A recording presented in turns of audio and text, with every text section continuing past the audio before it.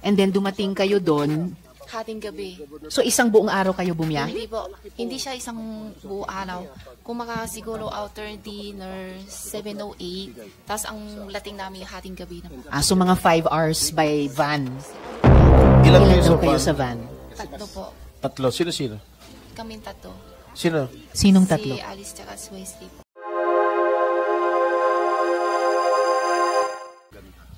Tatanungin ko yung mga ahensya, yung teorya nila, paano kayo lahat ni Alice ko nakalabas. Pero tinatanong na rin kayo ngayon, baka pwede niyong simulang sagutin kung paano kayo nakalabas sa Pilipinas. Madam Chair, baka pwede niyo tanggalin yung face mask niyo. Pakitanggal yung SP Pro Tem. Maaari niyo bang tanggalin mask niyo, Miss Sheila? Para klarong namin ikaw marinig. Briefly lang muna po kasi pagkatapos ng unang sagot nyo, tatanungin muna namin yung mga ahensya. So, yung pinaka-sagot ninyo, paano ba kayo nakalabas sa Pilipinas? Pwede mo pakitanggal sila. Mababait naman kami lahat dito. Huwag ka mag-alala. Sige, paano ka lumabas? Sakay po kami ng boat.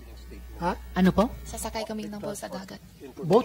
Sumakay kayo ng boat sa Saan? dagat. Saan kayo galing? Saan kayo sumakay? Hindi ko alam yung lugar. O dito lang sa Metro Manila, Luzon? Siguro. O pumunta kayo Mindanao? O doon kayo sumakay? Saan po yung Mindanao? Hindi ko alam. Hindi. Galing ka dito Manila. Paano kayo sumakay ng boat? Sumakay muna kayo ng eroplano o bus bago kayo sumakay ng boat? O Wala po. tell us the details. Dito Anyway, lang. establish naman talaga na hindi kayo dumaan sa immigration. Wala kayong immigration records. Pakishare na lang sa amin paano kayo lumabas. Para makorek namin yung mga sistema na yan. Dito lang po kasi galing kami sa bahay. Tapos Bahay. may suntok sa amin na isang sasakyan. Sa akin Diretso dinala. Anong klaseng sasakyan? Van. Van. And then, saan nga kayo dinala? Hindi ko alam kung sa yung lugar. Siguro biyahe kami ng ilang oras. Hindi ko Mga ilang masabi. oras? Hindi ko matantaas yung matagal din. Araw kayong umalis, then gabi kayo dumating doon? Or araw kayong umalis, araw din dumating? Halos tapos ng dinner. Pero umalis kayo ng Manila, araw pa? Gabi. Gabi rin. So, umalis kayo ng gabi, and then dumating kayo doon. Hating gabi. So, isang buong araw kayo bumiyahe? Hindi po. Hindi siya isang buong araw. Kumaka siguro after dinner, 7:08. Tapos ang lating namin hating gabi na po. So, mga 5 hours by van. Tapos anong... Hindi ko sure kung tama pa kasi hindi ko maano sa oras po. Madam Chair, Tapos, just one more follow-up and then before SP Pro Tem. Anong klaseng boat yung sabi niyong boat na sinakyan niyo? Yung maliit na puti. Maliit na puti. SP Pro Tem? sino yung driver na sumundo sa'yo? Hindi ko kilala. Pati plate number na sasakyan, di mo alam. Hindi po. Ilan kayo ron sa van? Po. Ilan Ilan daw kayo van? sa van? Tatlo po.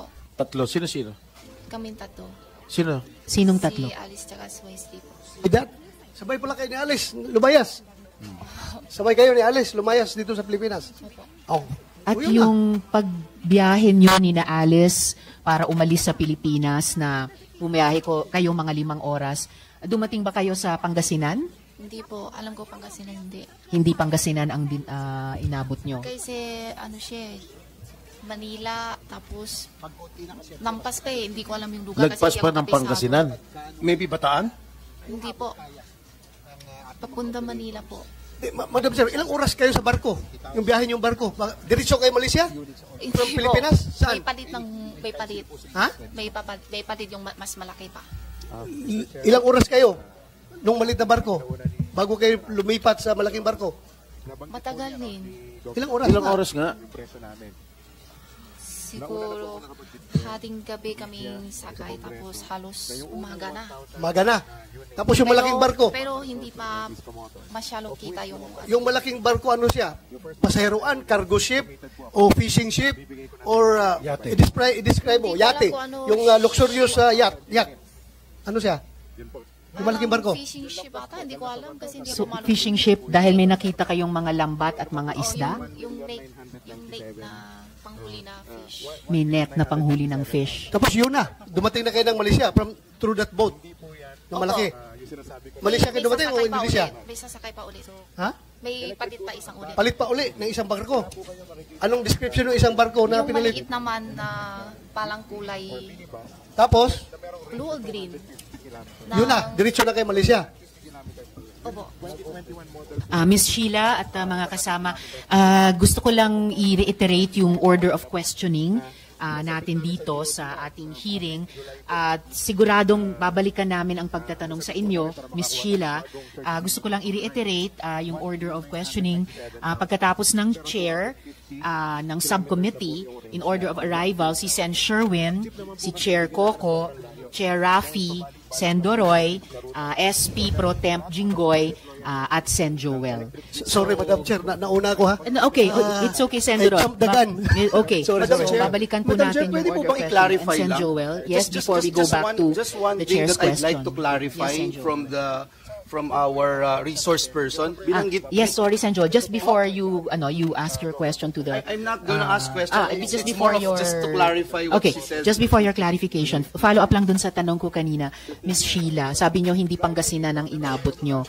Sambales kaya? Hindi ko alam eh. Okay. Yung lugar kasi Alright, yung balikan na- sa buong Pilipinas po. Okay, balikan namin kayo mamaya. Sen Joel? Sheila, kasi kanina binanggit mo, magkakasama kayong tatlo, ni Wesley tsaka ni Alice, Opo. dun sa bahay. Opo. So, magkakasama na kayo na pinuntahan noong van sa bahay. Saan tong bahay na ito? Sa farm po. Sa farm in Tarlac.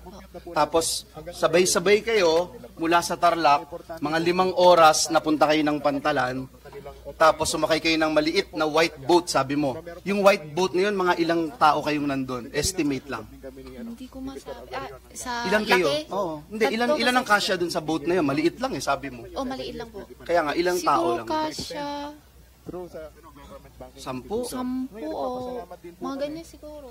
Hindi ka makakatayo, makalakad-lakad na ganun. Maliit Kasi lang. maliit lang eh, di ba? Opo, maliit Tapos lang. after 5 hours, sumakay na kayo ng malaking boat. Opo. Yung malaking boat na yun, ilan na kasya doon? Marami. 100 na kasya. Marami po. Oo, kasi yun na yung pumunta ng Malaysia. Okay. Salamat, Madam Chair. Salamat, Thank you for the Sen clarification. Joel.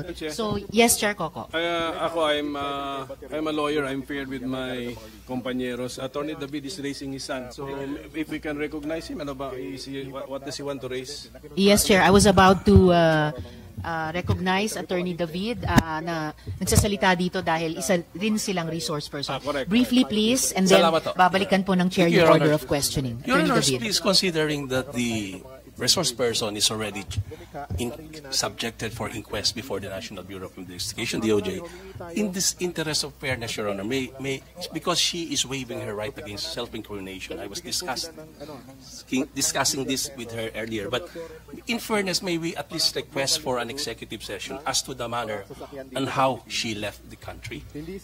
The Chair will Madam Chair, act on that at the proper time, Attorney David, pag binalikan namin si Ms. Sheila for questioning. Well taken yung point at saka yung request. Yes, And may I remind all of us na kapag may abogado tayo dito na counsel or counsel din ng ibang resource person, actually hindi namin sila pinasasalita. But, of course, you are allowed to speak dahil kayo rin po ay resource Thank you, person Your Honor. sa Apparently, hearing Your na ito. Honor, she So, might the be- Chair will return to this. She might not know- Excuse me, Attorney David. The Chair will return to your request for Ms. Sheila at the proper Last time. word. Apparently, Yes. she might not know that she might be incriminating herself. For the, in fairness, Your Honor, at least Your Honor, executive session. Very well taken, Attorney David, and the Chair will act on it at the proper time pag binilakan namin si Ms. Sheila para sa mga tanong. Madam Chair. The Chair, very last intervention at this point po, Yes, Sendroy, last kasi time. pagkatapos ni Yeah. Sendroy, babalikan ko po yung order of questioning at uulitin ko yung tanong sa ating mga ahensya, ano ang teorya nyo ngayon, kung paano nakaalis sina Ms. Alice at yung party niya sa Pilipinas. Sendroy, Yeah, Madam very Chair, last po. Unless the objection of the lawyer of Sheila Go concerns national security, maybe I will advise this committee to go on with the executive session. But very important kasi yan dahil dyan tayo palaging na lulusutan ng mga kriminal na lumalabas sa ating bansa. Kailangan malaman niya ng lahat ng publicly malalaman niya ng mga kababayan natin para makatulong sila paano natin maiwasan yung ganung sistema. I think the case of Ms. Hilago does not concern national security. Bakit kailangan natin mag-executive decision, Madam Chair? Thank you, Madam Chair. I submit. Salamat kaayo, Sendroy. Pagkatapos tanungin ng Chair yung mga ahensya, ano ang kanilang mga teorya, kung paano nakatakas sa Pilipinas sina Alice Guo, I will suspend hearing para makapag-discuss tayo, mga senador, kung paano mag-act on the request ni Attorney David. So just to proceed with the line of questioning, So, tanong muna sa NBI, Director Santiago, ano po ang teorya ng Bureau sa ngayon kung paano nakaalis sa Pilipinas sina Alice Guo? Sa parte po namin, Your Honor, mukhang malinaw nga na nakalabas siya ng bansa, hindi gumagamit ng ating port. Yung sinasabi niya na nagbiyahe sila ng 4 to 6 hours via bangka para papuntang Malaysia. Ang teorya po namin dyan ay parang sumakay sila ng bangka, speedboat, sa bandang Bonggao, Tawi-Tawi. Yun po, tsuri lang po namin yun. Wala pa kaming concrete evidence to conclude. Meron po tayong port sa Bonggao, municipality ng Tawi-Tawi, pero pag sumakay sila through the ferry boat na namomonitor natin, yung port talaga natin, it will take them 10 to 12 hours. Pero magkakaroon po ng marka ang kanyang passport. Pero dahil po walang marka ang kanyang passport nang labas niya sa Pilipinas, ay ang tsuri po namin ay gumamit nga ng backdoor. Naggahe sila ng 4 to 6 hours via bangka, speedboat from Bonggao to Sabah. Yun po ang pinakamalapit sa Sabah. Okay. Salamat, Director Santiago. Before I go on to USEC-T for DOJ, Sen. Rafi, briefly please. Okay, kanina pa natin nababanggit yung backdoor kung saan dyan tumatakas yung mga fugitives dito. Sa Coast Guard, identified niyo ba itong mga vulnerable na mga seaports natin na ginagamit usually para makatakas ng bansa? Kasi paulit-ulit natin binabanggit, nakatakas yan through the backdoor, paulit-ulit. Pero ano yung mga backdoors na yon? Saan yon? So dapat by now, it should have been identified. Meron tayong mga intelligence funds sa immigration, sa Coast Guard, sa PNP. So dapat identified na yan at naghigpit tayo doon sa mga seaports na yon kung saan may mga illegal activities. But we are not doing it. And the big question is why. Thank you, Madam Chair. Salamat, Chair Rafi. Coast Guard Vice Admiral Punsalan, briefly please, ano yung mga backdoors na iyan na tinatawag natin bago ko balikan ang DOJ? Regards po yung possible routes. Yung sa South po, we have sa Zamboanga nga po, and down to Sulu. Ito po yung mga possible routes. Sa kasalukuyan, as known by many, we're in the process of recruiting more people, establishing more posts where we can fully enforce and implement controls.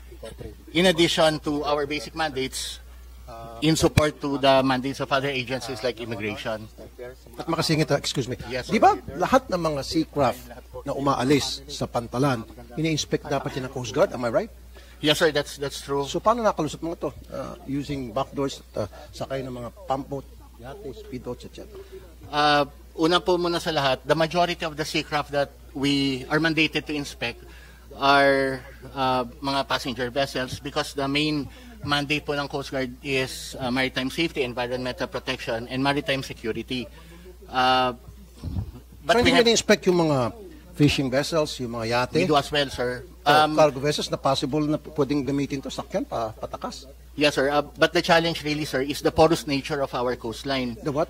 Porous. Okay. Very open kasi yung ating coastline. But nonetheless, it is through the developments that I mentioned that we are beefing up or building up our capacity to cover as much as we can.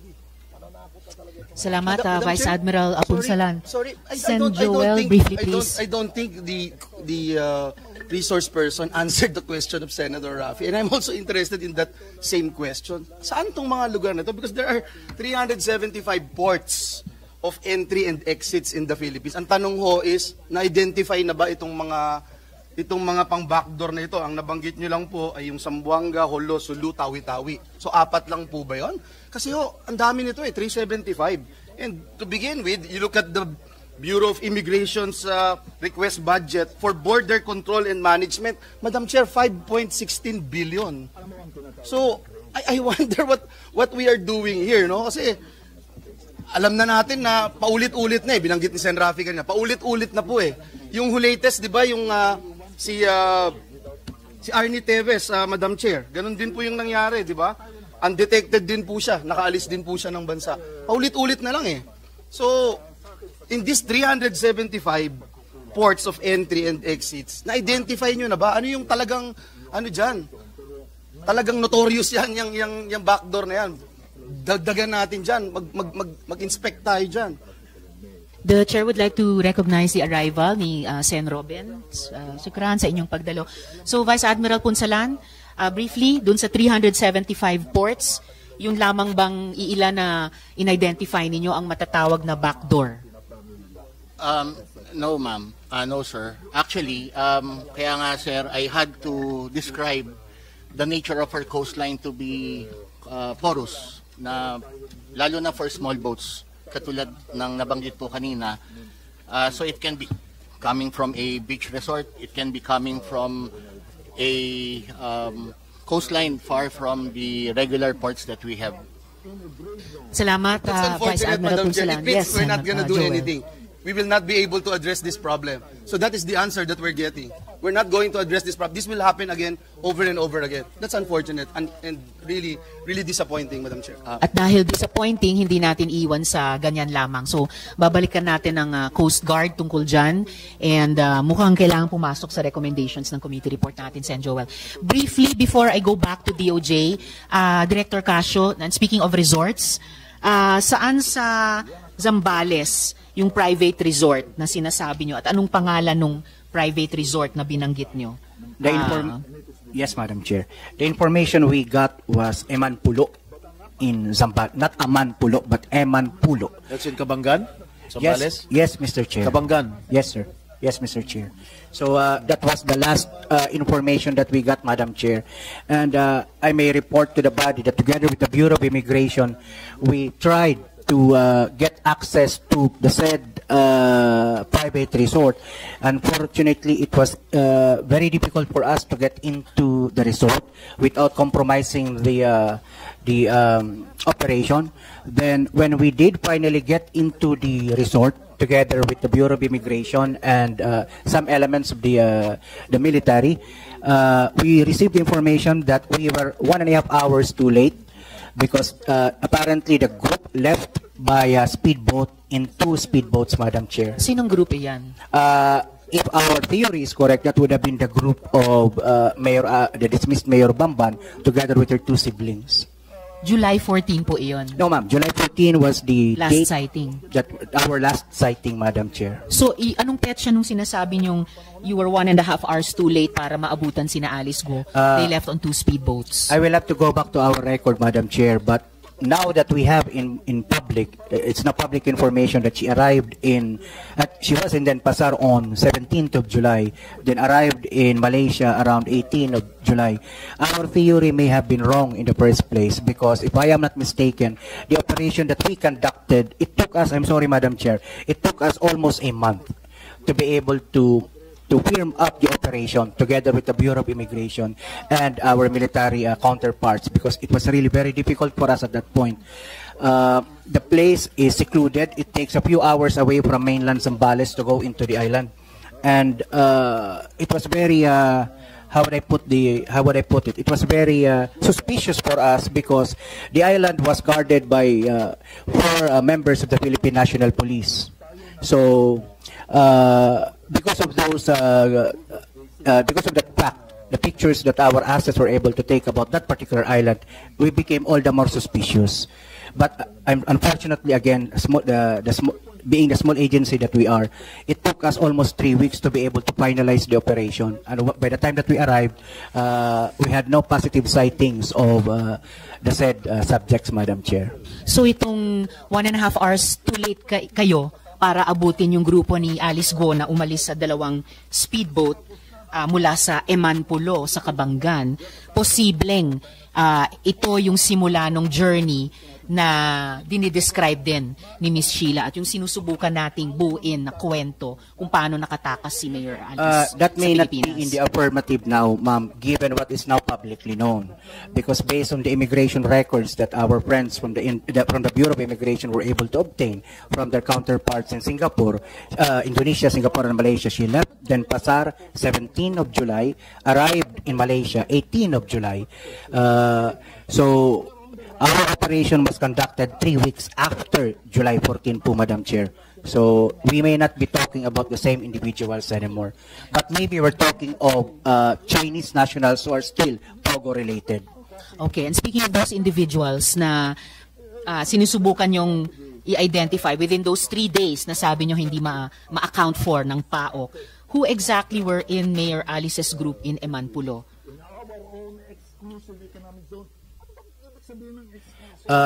What we were able to positively identify at that point, Madam Chair, around July 15, was there were indeed Chinese-looking foreign nationals in that particular island, Madam Chair.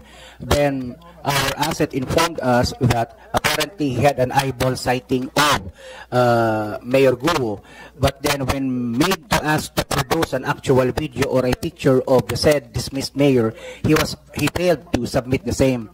But because of certain facts that we saw in the island that were suspicious to us, we nevertheless went through in developing the operation. Madam Chair? Yes. Yes, and Rafi, Yeah, please. kasi binanggit niya na meron kayong asset na nagsabing possible sighting ni Alice Goo doon sa Emanpulo, right? Okay. So, nung nagkaroon kayo ng ganong sighting from your asset, ba't hindi nyo binantayan, surveillance, kinasing yung lugar na yon, and then contact the Philippine Coast Guard at ibato sa kanila na bantayan paligid ng karagatan dyan sa Emanpulo and then dyan sa lugar, sabihan sa PNP, si IDG, para manmanan at make sure lahat ng mga sasakyan dyan sundan o parahin, whatever. Why didn't you do that, sir? That was done, Mr. Chair. The Armed Forces of the Philippines went around the area. They did several instances of casing in the area. Unfortunately, kung meron kayong casing, ba't nakatakas? Mr. Chair, unfortunately, the subject foreign nationals were staying in one particular secluded area of the resort, Mr. Chair. Then, given that all that we had, Mr. Chair, was a mission order, and the Commissioner would bear with me, all mission orders in relation to immigration, the Bureau of Immigration, are person-specific and location-specific. So when they failed to account for the physical person of Alice Leal Guo or Guo Waping, we would not be able to implement the said mission order. Yung sinasabi niyo po, Director, na foreign-looking nationals, Chinese-looking, ano nangyari doon na yung pilisan niyo ng asset niya? Nakawala ba yun? O hanggang ngayon nandoon pa rin natutulog doon sa Emanpulo Resort? I would imagine, Mr. Chair, they're still there in Emanpulo because they have made a residence of the private resort. So mali yung asset niyo? Yes, sir. I think the asset was simply wrong because now, as I stated with the Madam Chair, because of what is publicly known now, given that she had her passport stamped July 17th in Indonesia, I can now definitely say that that was not Guo Waping in that particular location. Thank you, Madam Chair. Madam Chair, Although you said there were 3 days unaccounted for. No? Anyway, balikan ko kayo before going back to DOJ, SP Pro Temp. Thank you, Madam Chair. Madam Chair,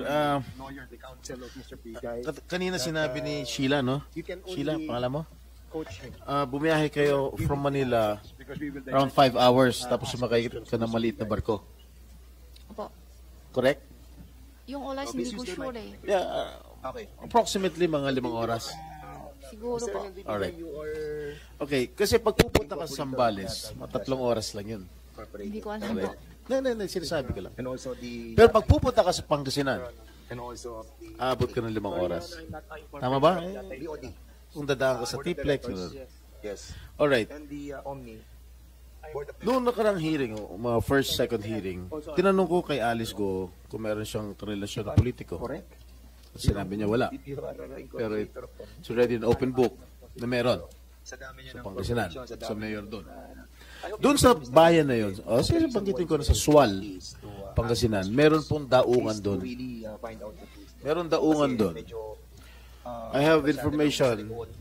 My office has received information na meron daungan doon na pumapasok ang mga Chinese nationals doon. Siguro ito yung mga empleyado ng mga Pogo na dinadala dyan sa Bamban. Now, pwede rin lumayas doon. Pwede rin kumuha kayo ng barko doon, paalis, papunta sa abroad. Yung sinasabi mong maliit na barko. Yun lang po ang aking theory dahil siguro may mga kasabot itong si, syempre maraming pera yung kapatid mo, mayor yung kapatid mo, tsaka yung baka I'm not sure, I do not have any evidence to corroborate myself, no. Basta ang pagkakalam ko, meron siyang boyfriend doon sa Sual na siguro siya ang umalalay na pwedeng umalalay para makalabas kayo ng bansa. Yun lang po, Madam Chair.